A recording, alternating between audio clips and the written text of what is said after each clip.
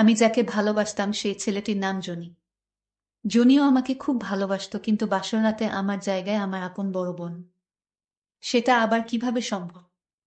ছোট বোনের বাসর ঘরে বড় বোন, এটা কি বাস্তব নাকি কল্পনা? এই ঘটনা শোনার পর আমি কথা দিচ্ছি তোমাদের মাথা ঘোরাবে। তাহলে মূল ঘটনাটি বলি। মেয়েটির নাম অমি। আমার ভাবির খালাতো বোন। খুব ভালো ছাত্রী। তার ইচ্ছা সে ঢাকা বিশ্ববিদ্যালয়ে পড়াশোনা করবে। প্রায় কয়েক বছর ধরে আমি তাকে গাইড করে আসছি। আমি যেভাবে পড়তাম ও সেইভাবে পড়তো। ওর একটাই কথা, যেভাবে হোক আপু আমাকে ঢাকা বিশ্ববিদ্যালয়ে পড়তেই হবে। সে বিজ্ঞানের ছাত্রী থাকা সত্ত্বেও মেডিকেল বা ইঞ্জিনিয়ারিং প্রিপারেশন নেয়নি, শুধুমাত্র ঢাকা বিশ্ববিদ্যালয়ে প্রিপারেশন নিচ্ছিল। তার একটাই কথা, আপু আমি আপনার সাথে থাকব। গতকাল যখন আমি তার সাথে কথা বলছিলাম, কত হাসি খুশি ভাবে সে কথা বলছিল আমার সাথে। আমার জন্মদিনে আমাকে উইশ করেছে আর বলছে, আপু আগামী বছর ঢাকাতে আপনার সাথে জন্মদিন পালন করতে চাই আপনার। আমি বললাম অবশ্যই পারবে। কয়টা দিন মনোযোগ দিয়ে পড়াশোনা করো। কিন্তু আজ দুপুরে হঠাৎ আমাকে ফোন দিয়ে উচ্চস্বরে কান্না শুরু করছে। আমি কিছু বুঝে ওঠার আগেই সে বলছে, আপু আমার জীবনটা শেষ হয়ে গেল। আমার সাথে কেন এমন হচ্ছে? আমার সামনে পরীক্ষা আর আজ আমার সাথে কি হয়ে গেল? আমি বললাম, কি হয়েছে আমাকে বল, কান্না করছো কেন? আমার কথা না শুনে সে বলল, আপু আমি ব্যাগ গুছিয়ে নিয়েছি, বাসায় চলে যাব আজকে। আমি বললাম, মাথা ঠান্ডা করো, আমাকে বল কি হয়েছে। সবকিছু খুলে বল, এমন করছো কেন? তখন সে কান্না করতে করতে বলে, আপু আমি আপনাকে বলিনি, তার জন্য সরি। আমি প্রায় অনেক দিন ধরে একটা ছেলেকে খুব ভালোবাসতাম, আমাদের নিয়মিত কথা হতো, দেখা হতো। আমরা ইয়ারমেট ছিলাম, একসঙ্গে পড়াশোনা করতাম। আমি বললাম, একসাথে বলতে তুমি তো গার্লস কলেজে পড়াশোনা করেছো। তখন সে বলে, আপু আমাদের কোচিং এ একসাথে পরিচয়। উদ্ভাসে পড়াশোনা করতো তারা।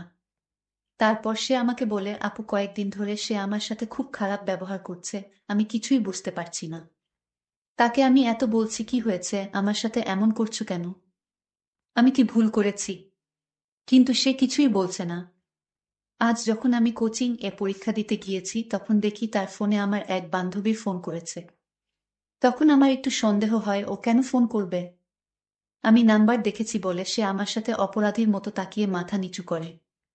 তখন আমার সন্দেহটা আরো মজবুত হয়। আমার ভেতরটা কাঁপছিল, আপু মনে হচ্ছিল পায়ের নিচের মাটি সরে যাচ্ছে। আমি রুমে এসেই আমার বান্ধবীকে ফোন দিয়েছি, তোর সাথে রাকিবের কি সম্পর্ক বলতো। তখন সে বলে, আমার সাথে ওর 2 বছরের রিলেশন। কথাটা শোনা মাত্রই বিনা মেঘে বজ্রপাতের মতো আমি ভেঙে পড়ে গেলাম, দু চোখ দিয়ে আমার অজস্র জল পড়ছে। আমি কান্না করছি দেখে আমার বান্ধবী কিছুটা বুঝতে পারছে, কারণ তার সাথেও প্রতারণা করা হলো। আপু মনি, আমি কল্পনা করতে পারতেছি না যে ছেলেটাকে আমি এত ভালোবাসতাম সে আমার সাথে এরকম প্রতারণা করবে। আমি কি করিনি বলেন আপু? তার মেসে রান্না হতো না, আমি রান্না করে তাকে খাওয়াতাম। গতকালই তার দুপুরে মিল হয়নি, আমি নিজে না খেয়ে আমার ওকে দিয়ে এসেছি। ও টাকা থাকতো না, আমি নিজেকে টাকা দিতাম। আমার মেসের সামনে এসে আমার কথা বলতাম, কিন্তু আজ দেখেন আমার সাথে কিভাবে প্রতারণা করলো। তখন আমি বললাম, দেখো যে প্রতারক, যে মিথ্যাবাদী, তার জন্য তুমি কেন কান্নাকাটি করছো? বরং তোমার আজ আনন্দ করার কথা। তুমি একজন প্রতারকের মুখোশ উন্মোচন করেছে। তোমার সাথে অনেক কিছুই হতে পারত, তারপরও যদি তুমি জানতে সে প্রতারক, তাহলে কি করতে বল? তখন সে আমাকে বলে, আপু আপনি ঠিক বলেছেন, সে আমাকে অনেক দিন প্রস্তাব দিয়েছে দূরে কোথাও যেতে, ঘুরতে যেত। কিন্তু আমি যাইনি। আমি বলেছি আমার পরীক্ষার পরে কোথাও ঘুরতে যাব। তারপর আপু আমি কি করব? আমি পারছি না, আমি এখান থাকলে মরে যাব, আমি বাসায় যেতে চাই। আমি তাকে অনেক করে বুঝালাম, দেখো ভুল করা যাবে না। একটা ভুল করেছো, নেক্সট আমি আর তোমাকে ভুল করতে দিব না। বাসায় যাওয়ার চিন্তা মাথা থেকে বাদ দাও। আর মাত্র 10 দিন আছে, ভালো করে পড়তে হবে। তোমাকে চান্স পাইতেই হবে। একটা জিনিস ভেবে দেখো, ও চাইছিল তোমাদের দুইজনকেই হাতে রাখতে। ও একটা কথা বলি, আমি ওই মেয়ে আসলে কয়েকদিন আগেই বিউপিতে চান্স পেয়েছে। যেহেতু এর এখনো কখনো কোথাও পরীক্ষা হয়নি, তখন সেই ছেলে ভাবছে এই মেয়ে বিশ্ববিদ্যালয়ে চান্স পেয়েছে, তাই তার সাথে রিলেশনটা কন্টিনিউ করব। এর সাথে জেনতেন ভাবে খারাপ ব্যবহার করব। আমি ওকে বললাম, দেখো তুমি যদি ঢাকা বিশ্ববিদ্যালয়ে চান্স পাও, সে কিন্তু তোমার পেছনে লাগতো, তোমাকে ছাড়তো না। তুমিও তার মুখোশ উন্মোচন করতে পারতে না, কিন্তু তুমি একজন প্রতারকের সাথে জীবন যাপন করতে। আমি তোমাকে বলছি, আজ তোমার ঈদের দিন, তোমার সবথেকে খুশির দিন হওয়া উচিত। যে একজন মিথ্যাবাদী, বেঈমান, স্বার্থপর প্রতারকের মুখোশ উন্মোচন করেছে, নিজের জীবনকে বাঁচিয়েছে। এর মধ্যেই তার বান্ধবীর ফোন এসেছে। তার বান্ধবী বলছে, জুনি আমার বাসার সামনে এসে দাঁড়িয়ে আছে। আমার বড় বোন এভাবে আমাকে বুঝাতে লাগলো, কিন্তু আমার মন কিছুতেই বুঝে উঠতে পারছে না।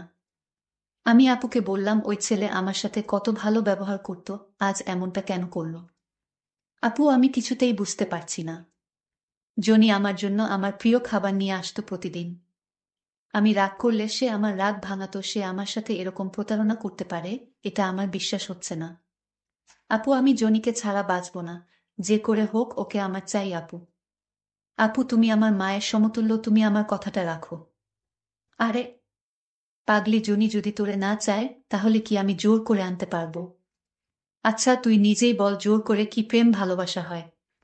আমার ছোট বোনকে আমি কিছুতেই বুঝাতে পারলাম না। সে তাকেই চাই। তারপর যখন আমার বোনকে বুঝাতে পারছিলাম না, তখন তাকে একটা চড় দেয় তার গালে। শোনো, তোর জন্য আমরা কি না করেছি, আর তুই একটা বেইমান ছেলের জন্য কান্না করতেছিস। তুই যদি ওই ছেলের নাম দ্বিতীয়বার তোর মুখে শুনি তাহলে তোর আপুকে তুই হারাবি বলে দিলাম। আমি কোনো উপায় না পেয়ে নিজের মনকে বুঝাতে লাগলাম। আপু তো সত্যিই বলেছে, আমি একটা প্রতারক ছেলের জন্য কেন কান্না করব? বরং আমার খুশি হওয়া উচিত। আমার নিজের মনকে নিজেই বুঝালাম। এখন আর জনির জন্য আমার কান্না পায় না। আমি তাকে ভুলেই গেলাম। ওকে আমার মন থেকে চিরতরে মুছে দিলাম। আমি মনে মনে সিদ্ধান্ত নিলাম, মইরা যাব তারপরও কোনোদিন তার নাম আমার মুখে আনব না। আমাকে অনেক কষ্ট করে আমার বোন মানুষ করেছে।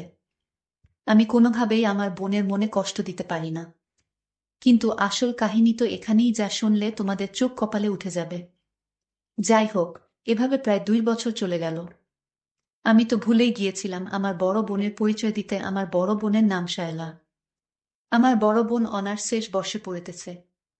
আমার পরিবারের মধ্যে সবার বড় হচ্ছে আমার বোন। আমার বাবা পোস্ট অফিসে চাকরি করে। আমার বড় বোনের বিয়ের কথা চলছিল। আমার বড় বোন দেখতে ফর্সা। আমাদের মা ছোটবেলায় আমাদের রেখে মারা যান। তাই বড় বোন আমাকে মায়ের আদর দিয়ে বড় করে তুলেছেন। আমার বড় বোনের অনেক স্বপ্ন আমাকে নিয়ে। আমাকে লেখাপড়া করিয়ে ভালো ঘরে বিয়ে দিবে।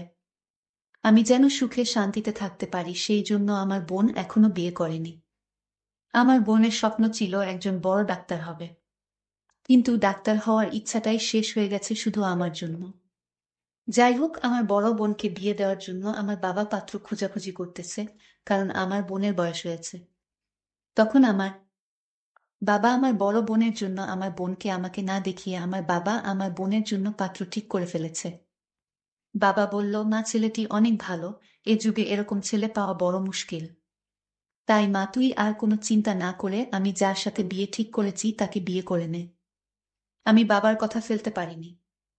বাবা, ঠিক আছে, তোমার যখন ছেলে পছন্দ হয়েছে তাহলে আমার আর কি পছন্দ আছে? তোমার যা ভালো মনে হয় তাই করো বাবা। আপু, তুই ছেলেটিকে না দেখে রাজি হয়ে গেলে আপু? আরে পাগলি, আমার বাবা অবুঝ না। আমার বাবা অবশ্যই আমার জন্য ভালো ছেলের ব্যবস্থা করেছে, এটা আমার বিশ্বাস। কারণ কোনো বাবা চায় না তার মেয়ে তার স্বামীর ঘরে গিয়ে অশান্তিতে থাকুক। আপু, তুই সত্যিই মহান। আসলে এরকম আপু পাওয়া ভাগ্যর ব্যাপার। কিন্তু কিছুদিন পর আমার আপুর গায়ে হলুদ অনুষ্ঠান শুরু হলো। পরদিন বর আসবে। আমার আপু আমাকে ছেড়ে চলে যাব। সেই ব্যথা আমার সইছে না। যে তুই কান্না করিসনি, আমি তো আর চিরদিনের জন্য চলে যাইতেছি না। এভাবে আপুর বিয়ের সমস্ত অনুষ্ঠানের অবসান হলো। আপুকে বরযাত্রীর গাড়িতে উঠিয়ে দিয়ে কান্না করতে লাগলাম। আমার বাবা আমাকে জড়িয়ে ধরে কান্না করতে লাগলো। আপুর বাসর রাতে যখন তার স্বামীর জন্য গোমটা দিয়ে বসে আছে, তখন তার স্বামী মানে আমার দুলাভাই বাসর ঘরে ঢুকল। যখন তার গোমটা সরালো, আপু তার বরের মুখ দেখে থমকে যায়। হায় আল্লাহ, এটা কিভাবে সম্ভব?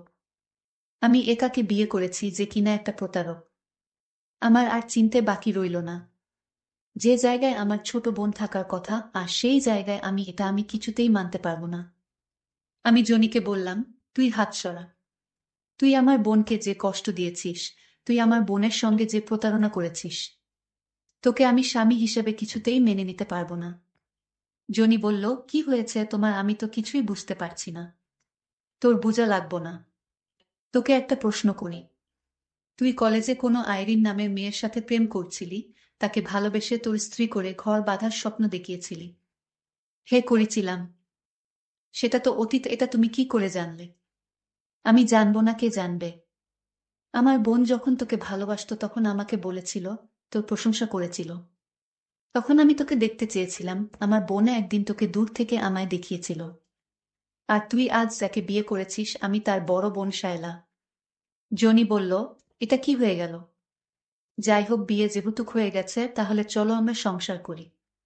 এই কথা বলার পর আমাকে একটা থাপ্পড় মেরে বলল, আমার ছোট বোন যদি জানতে পারে তাহলে তোকে মেরে ফেলবে। আর আমি যাকে মায়ের আদর দিয়ে বড় করেছি, তার প্রতিটি স্বপ্ন পূরণ করেছি, সেখানে আমার ছোট বোনের প্রেমিকের সাথে আমার বিয়ে, এটা আমি মরে গেলেও মানতে পারবো না। আমি আজই বাসায় চলে যাব। তখন খুব করুণ সুরে জনি বলল, ঠিক আছে, বাসায় যাও, আমি মানা করব না। তবে এর সমাধান দিয়ে যাও। এর সমাধান আর কি হবে? আমি চলে যাব। আচ্ছা, আমার একটা কথা লাগবে। কি কথা? আপু, আপনার পায়ে পড়ি, আপনি আমাকে ক্ষমা করে দিন। আমি ভুল করেছি, আপনি আমাকে ক্ষমা করে দিন। ঠিক আছে, ক্ষমা করতে পারি, কিছু শর্ত আছে, যদি মানিস তাহলে। কি শর্ত? আমি তোমার সব শর্ত মানতে রাজি আপু। শোনো তাহলে, আমি আমার ছোট বোনকে তোমার হাতে তুলে দিব, তুমি কি রাজি? আপু, আমি সত্যি আল্লাহর কিরা, আমি রাজি।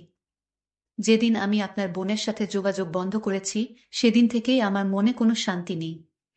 তারপর আমার ছোট বোনকে ফোন করলাম। আমার ছোট বোন আমার পাশে তার ভালোবাসার মানুষকে দেখে কান্না করা শুরু করে দিয়েছে। জনিকে বললাম, দেখেছ আমার বোন তোমাকে কতটা ভালোবাসে, এখনো ভালোবাসে।